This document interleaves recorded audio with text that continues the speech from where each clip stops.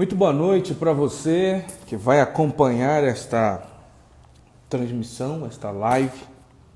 Eu estou aqui para falar hoje sobre o desafio do jovem obreiro na pós-modernidade. Comigo vai estar o meu irmão Fernando Júnior. Fernando Júnior vai estar comigo aqui nessa live e eu estou aguardando ele entrar, né? E nós vamos falar aqui acerca de algumas coisas, né, que acontecem com um jovem obreiro quando ele se predispõe a servir ao Senhor Deus, né? Então, boa noite aí para você que está acompanhando, né? O João Paulo já está conosco e outras pessoas também virão, né? Nós vamos conversar aqui rapidamente sobre este assunto. O que uma pessoa, um jovem passa no ministério, né? E nós vamos falar, né, sobre isso, se assim for, assim que isso for acontecendo, né, da melhor maneira possível. Aqui nós temos uma pauta, né, rápida sobre os assuntos que nós vamos falar, mas todo cristão ele está sujeito, né, a enfrentar desafios. Ele sempre está sujeito a enfrentar situações, né? E nós vamos falar sobre o primeiro desafio, que é o desafio da falta de convicção, né? Da falta de convicção. Eu não sei se o Fernando está conseguindo entrar, já convidei ele, falta ele aceitar aí, né? Diz que não está conseguindo participar, Fernando. É o inimigo, irmão, que não quer deixar você entrar. Você está jejuando pouco.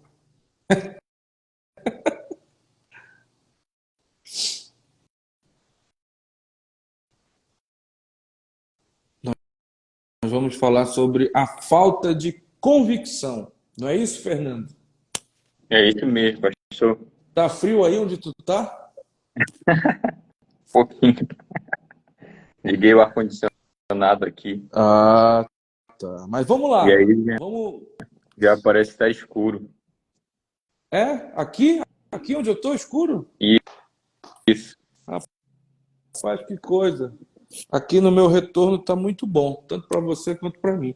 Então, para as pessoas que estão vendo também tá bom, né? Mas vamos lá. Vamos falar sobre esse assunto, né? Esse primeiro desafio, a falta de Isso. convicção, né? A falta de convicção, a incerteza, você colocou aqui, né? Ela está presente na vida de todos. Como não temos, a gente não pode prever o futuro, não é isso? Nós temos certezas e incertezas sobre o que vai acontecer.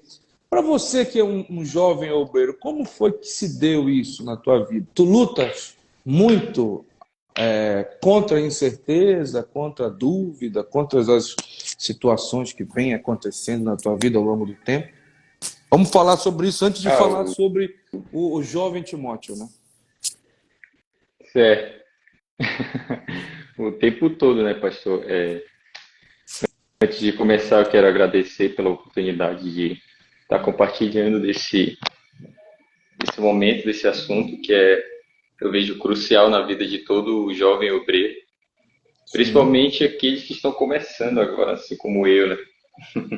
é Mas, verdade. sim, o tempo todo nós eu lido com as incertezas, com as inseguranças, até porque uma das coisas que nós destacamos a respeito de um desafio é justamente a questão da convicção.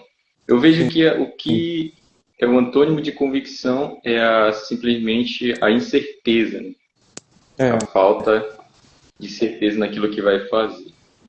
E ao longo da caminhada, em muitos momentos onde eu precisei tomar atitudes e tomar decisões, eu estava entre o momento de tomar uma atitude convicta ou não, né? Eu precisava da Uhum. convicção. A convicção, para mim, é aquilo que Paulo escreve a Timóteo no versículo 7 e ao 9 do capítulo 1 da segunda carta a Timóteo. Diz assim: porque Deus não nos tem dado o espírito de covardia, mas de poder, de amor e de moderação. Sim, E ele aconselha ao jovem, porque talvez o amado Timóteo deveria estar sofrendo dentro de si mesmo, a timidez, a questão da timidez. E Paulo lhe exorta Timóteo, porque Deus não nos dá espírito de covardia. A sim, primeira coisa que me vem à mente, que me vem ao coração, quando eu me sinto pressionado pelas minhas incertezas, pelas minhas inseguranças, é de que o Espírito de Deus não nos chama para sermos covardes, e sim para sermos homens e mulheres de Deus corajosas, que têm a autonomia de tentar, de confiar em Deus acima de tudo. E ele continua dizendo no verso 8: não te envergonhes, portanto, do testemunho do nosso Senhor, nem do seu encarcerado, que sou eu. sim, Paulo sim, fala de si mesmo. Pelo contrário, participa comigo dos sofrimentos a favor do Evangelho segundo o poder de Deus. Então, a causa nobre do Evangelho, ela nos leva a ter essa convicção. Porque é, se Cristo morreu na cruz, a obra maior do nosso Salvador, que é Jesus Cristo, foi se entregar, foi morrer na cruz. Ele de todos os homens da Bíblia tinha mais convicção que todos nós. sim, E se a pessoa não entra numa guerra, não entra num desafio sem convicção, principalmente na obra de Deus, na qual nós fazemos tudo, como diz a palavra, não pela vista, mas pela fé, eu não me guio pelo que vejo, mas pelo que creio, é necessário, é extremamente crucial ter convicção. E no sim. versículo 9, ele complementa dizendo que nos salvou e nos chamou com santa vocação, não segundo as nossas obras, aí é um ponto interessante, mas conforme a sua própria determinação e graça que nos foi dada em Cristo Jesus antes dos tempos eternos. Ou seja, não foi por mérito, não foi por nossas Sim. obras, né? E ele Não também foi por meu diz, mérito, eu sou capaz, não, não é isso. e ele também diz, né? Por isso eu estou sofrendo essas coisas. Todavia não me envergonho, né? Paulo ele sofreu apedrejamento, sofreu rejeição, sofreu perseguição, sofreu, enfim, todo tipo de situação, naufrágios, tudo que você possa imaginar de coisa ruim. Mas ele instruindo o jovem Timóteo, ele diz: olha, eu estou sofrendo, eu sofri, estou sofrendo, vou sofrer, mas eu não me envergonho disso. Por quê? Porque eu sei que Deus guarda o meu depósito, que no tempo certo, no tempo Exatamente. correto, eu vou receber, né, um galardão acerca dessas coisas que eu estou passando. E talvez um exemplo muito forte dessa situação é justamente o que você pôs aqui, que é o exemplo de Josué. Quando Exatamente. Deus fala com Josué, diz Josué, a primeira coisa que ele diz: Josué, te levanta, né? Se Deus falou para ele se Exatamente. levantar, era porque ele estava como, será? Sabe? Que ele estava saltitando de alegria, Com certeza. né? Isso nos Ele, leva a pensar dessa forma, porque se Deus ordena, né, e dá uma ordenança, não te mandei eu, não foi eu que te chamei, então significa ser forte, corajoso, não temas, né, e nem te Deus, espante, porque o Senhor, teu Deus, é contigo por onde quer que andar. E isso me chama a atenção, pastor, sim, porque a convicção, a verdadeira convicção, ela é gerada quando nós temos certeza daquele que nos chamou. Quando Deus sim, claro. nos chama, isso gera certeza. Porque, por exemplo, vou pegar um exemplo prático, um mandato de eleição, por exemplo, uma prefeitura, um cargo político como vereador, ele dura 4 anos. Então, eu tenho certeza absoluta de que o meu mandato vai durar esses 4 anos, mas depois desses 4 anos, o que que vem pela frente? É, Então, verdade. Como vai ser a minha o, vida, né? exatamente. No caso de Josué, é muito interessante porque ele viu o que Deus tinha feito na vida do seu antecessor, do seu professor, que era Moisés, um dos maiores líderes do povo de Israel, e ele viu que era possível, mesmo assim ele se sentiu constrangido, ficou com medo, como o senhor falou, né? E não estava saltitando de alegria, porque ele viu o Sim. desafio Você tremendo. E se imagina, Deus não né? tivesse fortalecido, com certeza, se Deus não tivesse fortalecido a convicção dele, eu não te chamei, por acaso não foi eu que dei essa tarefa para ti, eu vou ser contigo assim como eu fui com Moisés. Você imagina ser sucessor de Moisés, o maior profeta da Bíblia, Exatamente. o homem que falava com Deus, quer dizer, uma grande liderança. E se Josué fosse filho de Moisés, né? Como tem costume hoje de colocar filho de pastores em igrejas e tudo mais, né? É verdade.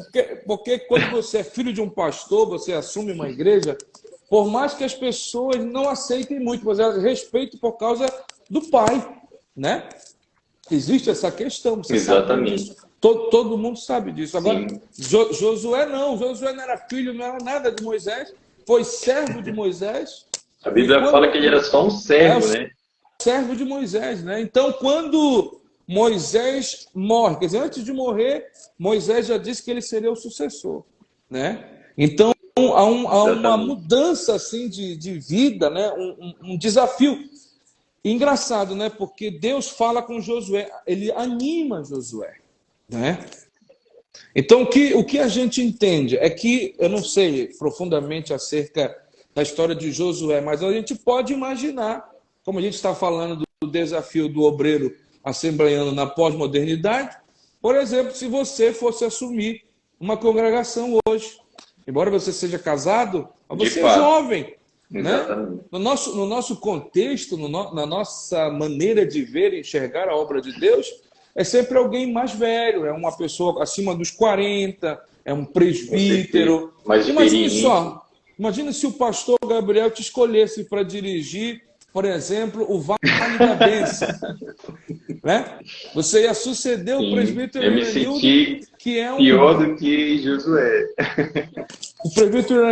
um grande homem de Deus, um homem de oração. Agora você vai suceder o Iranildo. Alguém vai dizer se esse menino não vai dar conta. Eu não sei se Josué ouviu essas situações, né?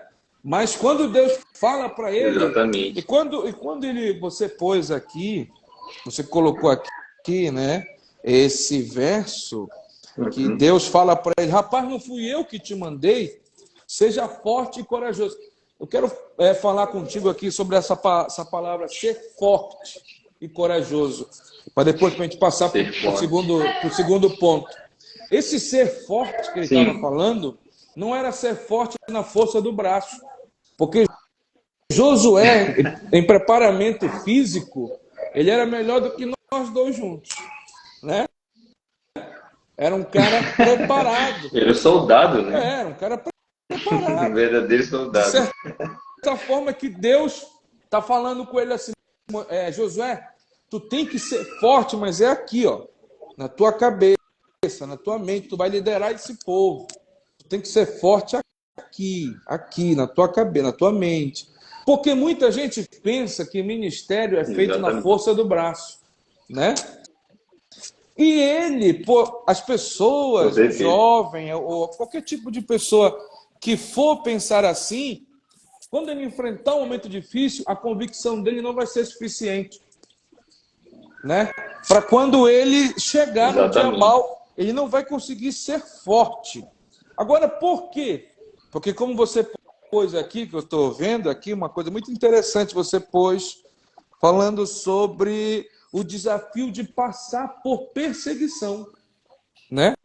Exatamente. Você sabia É um que outro as desafio. pessoas não querem passar por perseguição, elas querem ser aceitas por todos, 100%? Você sabia Por disso? todo. Sim. E o que É Jesus interessante falou? porque, de fato, né? O que eu acho interessante também, pastor, é que quando a caminhada do obreiro começa, Sim, ele tem que ter a convicção. E é, logo depois que ele tem a convicção, naturalmente vêm as perseguições. sim, Então, as perseguições, para mim, é um sinal de que eu fui chamado, de que Deus está comigo. E o interessante também é que em Mateus 5,10, o Senhor disse a Jesus fala, respeito né? da palavra de Jesus. Mateus 5,10 ele diz a respeito disso: bem-aventurados os perseguidos por causa da justiça, porque deles é o reino de Deus, dos céus. E o versículo 11: bem-aventurados sois quando por minha causa vos injuriarem e vos perseguirem e mentindo disserem todo mal contra vós. Então, certamente, é, é, é uma, quando nós temos a convicção, isso sugere em nós um fortalecimento para que na próxima etapa a gente consiga suportar as E o perseguições. que significa? Né? E muita gente não acredita nisso porque acha que, Não, continua, vai, fala. sim, eu estava dizendo que muita gente não acredita nisso porque acha que a perseguição ela acontece com as pessoas que não são chamadas por Deus. É verdade. Acredito que se tu está sendo perseguido, se tem um monte de pessoas contra você, a sua vida, é sinal de que Deus não está nisso, de que você está equivocado. Quando, na verdade, Paulo alerta Timóteo a respeito das perseguições, não de fora, só de fora da igreja, mas de dentro da igreja. Sem Então, dúvida, né? Cristo não. Exatamente. O próprio exemplo de Cristo, ele não foi aceito por aqueles que lhe veio, que eram os judeus, o E povo de Paulo também, Jerusalém, né? o povo de Israel, Paulo também, né? E não foram aceitos por pessoas pela qual eles vieram primeiramente, né? Então, todo obreiro, ele passa por esse desafio, o desafio da perseguição. E Eu eu ia acredito que o falar, Senhor é a melhor pessoa para falar sobre perseguição. eu ia falar sobre o que Jesus fala de bem-aventurado, né? Bem-aventurado É, significa feliz, né? Só que o irmão Paulo sim, fala para Timóteo que ele não deixa ninguém de fora, né? Ele fala que todos aqueles que querem viver piedosamente em Cristo Jesus serão perseguidos, né? Que todo aquele que exatamente. quiser viver uma vida séria com Deus, piedosa, ele vai ser perseguido. Agora, se você não tiver Sim. convicção, é o primeiro ponto que nós estamos falando. Se tu não tiver convicção, tu já está perdido, né? Porque quando tu Já enfrentas a nem perseguição, começa, porque já entrou na batalha porque perdendo, quando tu, derrotado.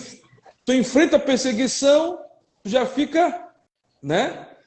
O Lucas está dizendo aqui, a perseguição é a prova maior do que a Jesus adentrou na sua vida, né? Que a luz não se une com as trevas, é verdade, né? A Exatamente. luz. Muito Agora, bem colocado. essas perseguições, o que as pessoas não entendem, é que é uma coisa interessante, como tu falaste aí, que eu posso falar de ser perseguido, né? Eu nunca Sim, encarei a perseguição como algo pessoal. Nunca. Eu nunca coloquei ninguém que me persegue ou que fala de mim como um X na costa, como alvo, não.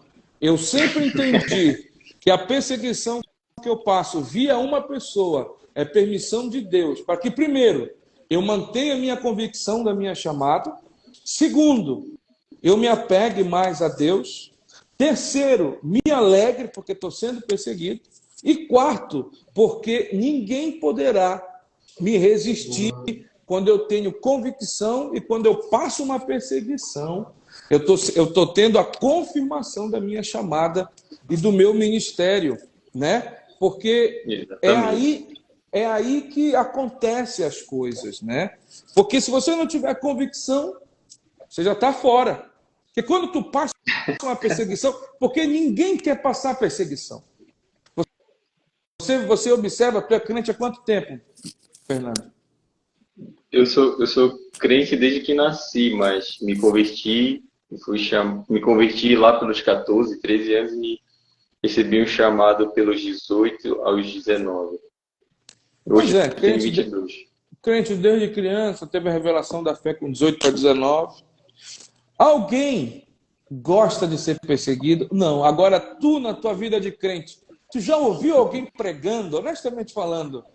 Irmão, se alegre, está sendo perseguido, te alegra porque Deus é contigo. É muito Ou, raro, é muito ou, tu, raro. Eu nunca ouvi. ou, ou tu já viu alguém dizendo, rapaz, eu estou tão feliz. Por quê? Porque eu estou sendo perseguido, rapaz. Não é A gente verdade? ri, mas é verdade. Não é? Isso é uma Rapaz, coisa, pastor, que eu eu tenho tô aprendido, contente. cara, porque Eu exatamente, estou contente, porque estão falando de mim, estão tramando contra mim, querem puxar meu tapete, querem fazer o que eu fazer. Rapaz, eu estou muito contente. Só se alegra com a perseguição, primeiro, quem tem convicção na sua chamada. Como eu falei, se o cara não tiver exatamente. convicção. Por quê? Porque antes da gente falar desse último ponto, que é muito bom, esse último ponto aqui, por que o desafio do jovem assembleiano no contexto da nossa igreja? Porque a nossa igreja é uma, eu digo assim, ela é uma confusão de gerações, né? Sim, Por exemplo, são várias aqui, gerações ali. aqui em Portel, nós temos várias gerações de pastores. Tem a geração do pastor Gabriel, que é a geração de Abraão, que a gente chama, né? A geração Sim, daqueles pastores que comeram meriti na tinha que beira ter do muita rio, fé ali que remaram, para né, poder fazer a muito, obra de Deus. que remaram muito tempo, que não ganhavam nada. Aí tem a geração intermediária, que é a geração ali do pastor Dema, do pastor Geraldo, que é do pastor Adoilton, que é uma geração que passa dificuldade, mas ela é uma geração que já não passa tanta dificuldade, embora passe também. Como as anterior, né? E tem a geração dessa nossa, que é de jovens, de 28, 30, Sim, 35, né? E quando você vê alguém ascendendo no ministério muito novo, eles mesmo dizem, né? Tá ascendendo no ministério é porque deve ser filho de pastor, ou é puxa-saco de pastor, exatamente. ou não sei o quê. É Não é verdade. isso? Então, aí por aí tu Sim, já vê que já começa a, um certo, né, uma. certo ciúme, E um se certo você não, se você não, preconceito. e se você não tem convicção, você vai passar perseguição. Mas o que eu quero que as pessoas entendam é que a perseguição não é para te ficar magoado com quem te persegue, não. Existem duas maneiras de tu lidar com a raiva, duas maneiras. Uma a seu favor e outra contra. Contra. Uhum. Tô falando de mim, tá me perseguindo. Eu também não vou mais para essa igreja. Ninguém me apoia, minha própria igreja não me apoia. Minha própria igreja não, as pessoas não dão valor a mim. Ninguém apoia o meu ministério. Essa é uma maneira. Agora tem a outra maneira. Isso, Qual é? Esse pessoal que está me perseguindo, essas pessoas que estão falando de mim, vão ver que Deus é na minha vida. E eu vou orar por elas, porque por causa delas é que eu sou bem-aventurado. exatamente. É Agora, o que as escrituras ensinam, até o próprio Jesus nos ensina para quando vier esses momentos de perseguições. sim, Ele nos orienta a orar e amar aquele que nos persegue, pois senão qual seria a porque, nossa recompensa? e por que Até ele o diz ímpio isso? faz isso, Por que ele diz isso? Porque né? não é a pessoa, né? A pessoa está Exatamente, não é sendo, a a pessoa está pessoa sendo um instrumento, mas não para ficar com induzida, sendo raiva. influenciada. É, e não é para ficar com raiva nem parar meu ministério, minha chamada, por causa disso, não. Ao contrário, é que eu tenho que avançar. Exatamente. Agora, por que eu tenho que avançar? Né? Porque existe o último desafio que tu colocaste aqui. Por quê? Porque o desafio de ter uma vida crucificada. Leia o texto que você colocou Crucificado. aqui, Mateus capítulo 16, verso 24 e 25.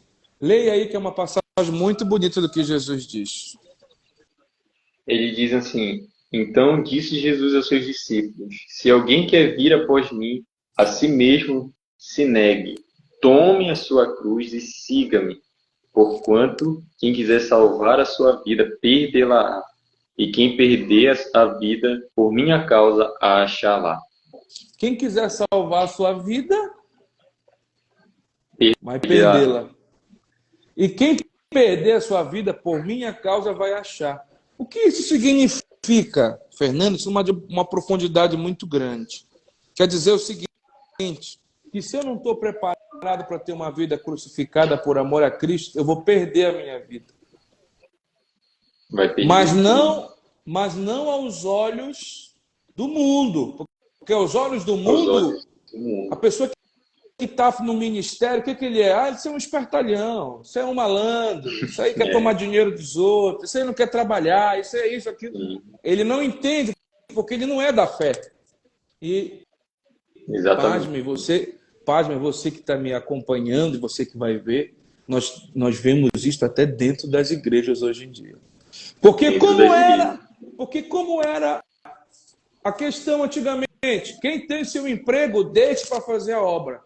O que se fala hoje? Quem tem seu emprego, se segure no seu emprego aí e, se der tempo, faça a obra. Né? Exatamente. Por quê? Porque esse desafio da vida crucificada, ele nos desafia. Ele nos desafia. Se você não quiser ter uma vida crucificada, Exatamente. você vai encontrar a sua vida aqui, mas você vai perder. Por que você vai perder? Porque você não vai achar o teu propósito. Se o teu propósito, Exatamente. Fernando, se o teu propósito é pregar para as nações, e tu quiser ser sócio da Martins Peças, ser o sócio majoritário, tu vai ganhar muito dinheiro. Vai construir tua casa, vai dar um banho de loja para tua esposa, um cartão ilimitado. A tua vida vai estar maravilhosa. Mas tu vai perder a tua vida porque tu vai estar longe do teu propósito. É isso que Jesus está dizendo. Agora, como é que a gente entende isso? Falando o que a própria Bíblia diz. Não é verdade? O que a palavra de Deus fala. Exatamente. Né? Mas pode falar que você ia dizer. A vida crucificada, ela é talvez o maior desafio dentre esses que eu destaquei aqui. Porque qual é o ser humano, pegando aquele gancho das perseguições? Nenhum ser humano gosta de ser perseguido. A mesma coisa vale quando se trata da vida crucificada. A vida crucificada não quer dizer que eu vou me martirizar voluntariamente por causa de Jesus. Não tem nada a ver com isso. Mas a vida crucificada é justamente crucificar as minhas próprias vontades e me submeter à vontade daquele que me chamou, daquele que me enviou. É por isso que ele simboliza a vida de um discípulo, quando Jesus diz, então, aquele que quer ser meu discípulo, aquele que quer vir após mim, tome a sua cruz. Vocês têm que pegar a cruz. Isso. Voluntariamente. E o que significa essa cruz? A cruz é o negar-se a si mesmo, ele diz logo tem gente que pensa que é o marido, né? Tem gente que pensa que é o marido, a mulher, a sogra. Não, essa cruz é a vergonha que o evangelho produz na vida do ser humano, né? A vergonha, a rejeição por parte das pessoas que não entendem e julgam com preconceito, por exemplo, por que tu não bebe, por que tu não fuma, por que tu não trai a tua esposa, né? Essa vergonha que a cruz ela que vem acompanhada com um pacote completo ali. Tu não vai para uma igreja melhorzinha, para de ficar metendo teu pé na lama naquela igreja na invasão. Não é? É verdade. Olha lá, Gálatas capítulo 2, verso 20, diz assim, tu colocar aqui, né? Paulo falando, Sim. Logo já não sou eu que vivo, mas Cristo vive em mim. E esse viver que agora tenho na carne, vivo pela fé no Filho de Deus, que me amou e a si mesmo se entregou por mim. Isso é muito forte mesmo. É muito forte. Né? Não, já não sou eu quem vivo, Silvio Braga. Já não é você, Fernando, que vive, mas Cristo vive em mim. E é um desafio que, lógico, você pôs aqui como um desafio, né, de sacrificar, mas é um desafio para todo jovem, não só assembleiano, mas um jovem que quer servir a Cristo, ouvir a voz do sim, Espírito Santo, entender, assimilar, ouvir, praticar e fazer. exatamente. É um Não é? desafio praticar as palavras, o que ensina a Bíblia, né? Porque, assim, eu vejo que, por exemplo, os fariseus, eles não eram pessoas descartáveis de conhecimento. Não, muito pelo contrário. Eles eram doutores muito Preparados, né? especializados nas escrituras, preparados. Eles sabiam a Torá de cabeça, eles sabiam todos os ensinos, todos os profetas. Mas a parte do praticar era que eles não faziam, né? Eles É, falavam, ensinavam, mas não praticavam. Por isso que Jesus chamava essas pessoas de hipócritas. sim, A comparação que Jesus faz é com essas pessoas de hipócrita. E eu acredito assim, pastor, que o primeiro passo para mim viver uma vida crucificada é justamente esse, praticar o que as Escrituras ensinam. Os ensinamentos, os princípios bíblicos verdade. que estão nas Escrituras. Assim o Evangelho se torna real na minha vida. E eu destaquei um texto de como fazer isso, né? Que é o Salmo 51, versículo 10. Sim, O salmista está dizendo assim, Senhor, unja-me com hisopo e eu serei limpo e tudo mais. Isso ele está falando a respeito da lei, que pela lei, para que eu pudesse ser limpo e puro cerimonialmente, para que eu pudesse ser aceito, eu tinha que fazer todo aquele ritual, toda é, aquela preparação ali. Mas no verdade. final ele diz, no verso 10, ele cria em mim, ó Deus, um coração puro e renova dentro de mim o espírito inabalável. Ou seja, essa capacidade de praticar as escrituras, a pessoa, na minha opinião, ela tem que buscar que Deus faça. É algo que vem de Deus, exclusivamente do É, Espírito Santo. Como o senhor falou, a verdade. sensibilidade de ouvir, entender e praticar aquilo que o Espírito Santo está falando com a gente. À Então, medida que ela vai a se parte da vida entregando, crucificada, ela vai que entendendo, ela vai se vai entregando, assimilando e vai praticando e ela vai vai mudando, né? entendendo exatamente. E outra coisa a respeito da vida crucificada é que quando eu vivo uma vida crucificada, eu não abro mão, abro margem para o pecado, né? Quanto Sim, mais afastado, quanto mais crucificado, quanto mais eu crucificar minha carne, mais longe do pecado eu vou ficar.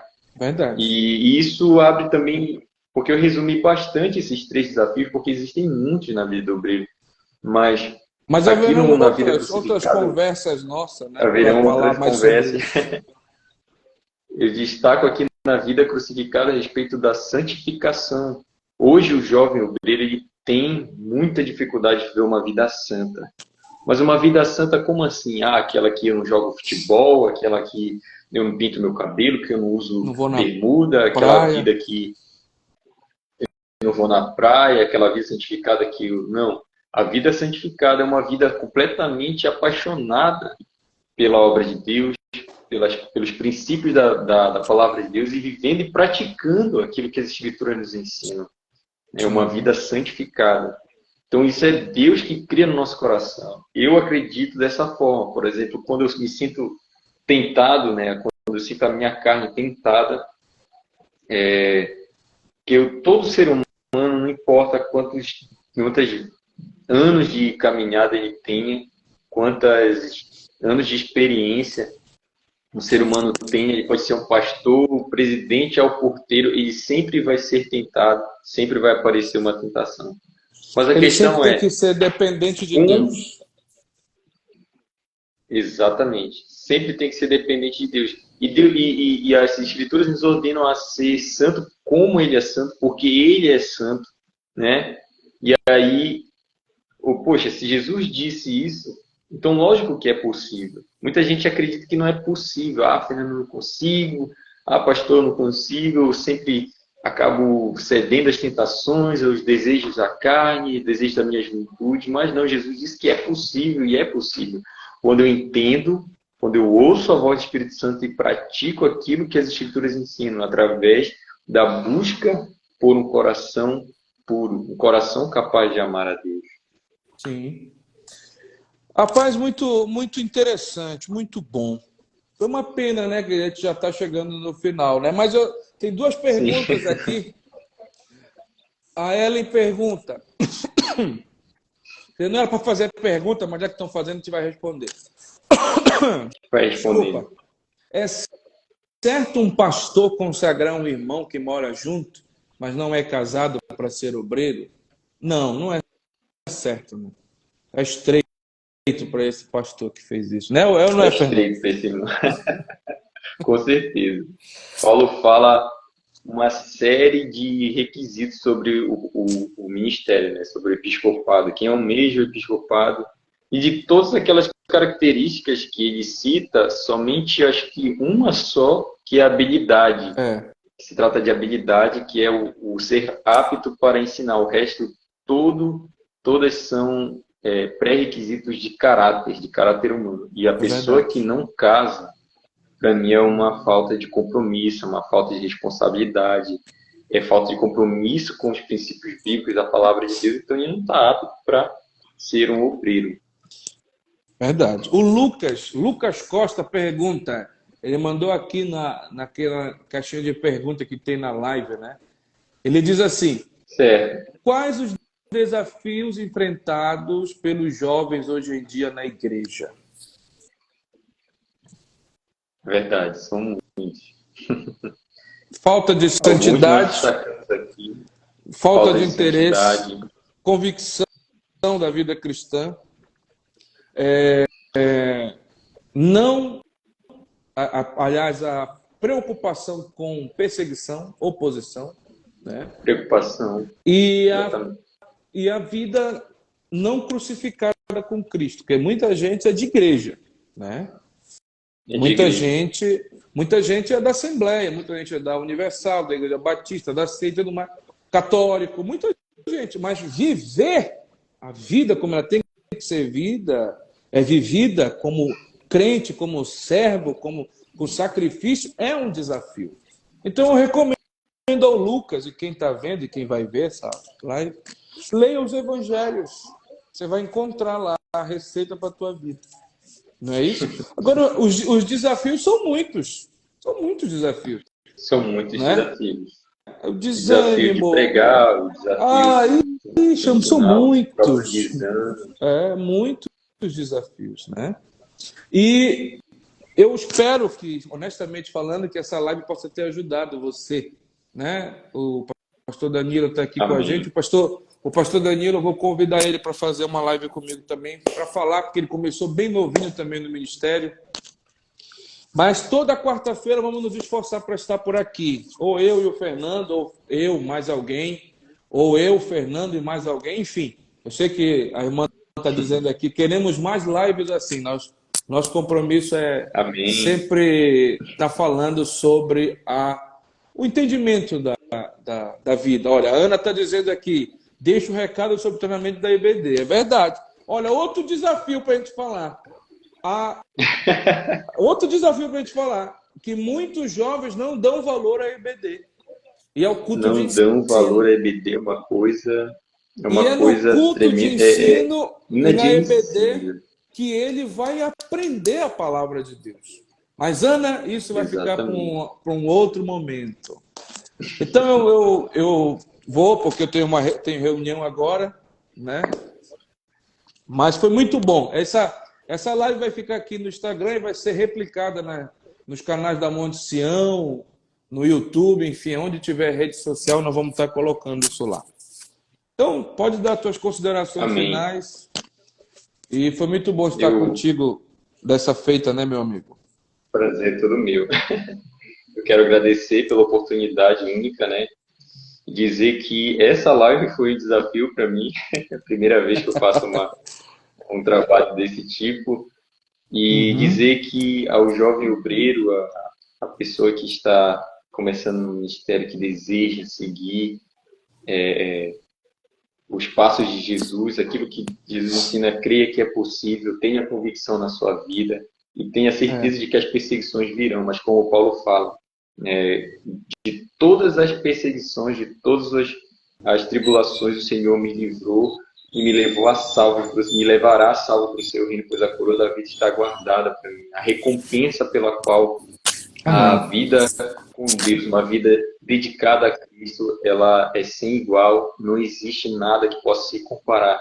E, para finalizar, eu gostaria também de recomendar um livro que eu estou lendo sobre a vida crucificada, que inclusive o nome dele é esse, do pastor A.W. Tozer, que é A Vida Crucificada. Como É bom viver esse uma livro, já. experiência cristã mais profunda. Eu É já o livro que eu li. estou lendo atualmente, tem me ajudado muito. Tem lições extraordinárias que demorariam 5 lives para a gente discernir esse livro aqui. Mas obrigado mais uma vez, pastor. É Eu uma que honra, um agradeço. privilégio estar aqui com o senhor e que Deus abençoe a todos. Amém. Que Deus abençoe a todos que acompanharam, que vão acompanhar mais tarde, amanhã, enfim. Quarta-feira que vem, nós voltaremos com mais assuntos Amém. pertinentes para o jovem obreiro nesse nosso contexto, né, da pós-modernidade, na nossa igreja, na Assembleia de Deus, e para uma vida cristã piedosa. Que Deus abençoe a todos. Obrigado, Fernando, pelo teu tempo. Obrigado pela disponibilidade e Amém. Conte comigo. até a próxima, né? Se Deus quiser. Até a próxima, se Deus quiser. Tchau para vocês. Deus abençoe.